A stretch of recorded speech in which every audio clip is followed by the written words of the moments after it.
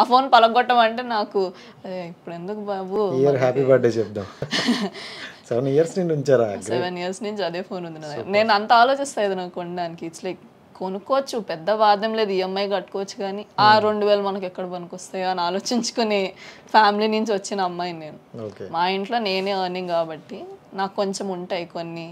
ఇంతెందుకు దీనికి, ఇంతెందుకు ఇప్పుడు మనకి ఇది అవసరమా అని ఎన్నో సంవత్సరాల నుంచి ఖరాబ్ అయిపోయిన ఫోన్ అలానే వాడుతున్నా. అది స్టేజ్ మీద పలగొట్టమన్నా కూడా నేను పలగొట్టలేకపోయాను, ఎందుకంటే మనం కొనుక్కోలేము. తర్వాత ఏమవుతుందో నాకైతే షాకిబ్ అలా పలగొట్టు ఆలోచించలేదు అసలు. వాడికి అదే లాస్ట్ ఛాన్స్ అనిపించిందేమో, తీసి ఆ 10 seconds నవదీప్ గారు కౌంట్ చేస్తారు మాకు చెప్పి. ఈ 10 secondsలో ఆ కర్టెన్ ఏదైతే క్లాత్ ఉందో తీసిన వెంటనే పలగొట్టేయాలి, మీకు 10 seconds టైం ఇస్తాను అంటే వాడు ఒక్క సెకండ్ అలా తీసారు, హ్యామర్తో కొట్టి పక్కకి వెళ్ళిపోయి ఏడుస్తున్నాడు. వాడు ఏడుస్తుండే మా అందరికి అయ్యి బాబోయ్ ఏంటి వీడు ఇలా కొట్టేశాడు అని మాకు ఆ ఫీలింగ్ వచ్చేసి మేమందరం ఏడ్చేసాం అక్కడ. ఎందుకంటే ఒక కామనర్కి ఏదైనా ఇప్పుడు ఫోన్ అయినా చిన్నది ఏదైనా పలగొడితే మళ్ళీ కొనుక్కోవాలిరా.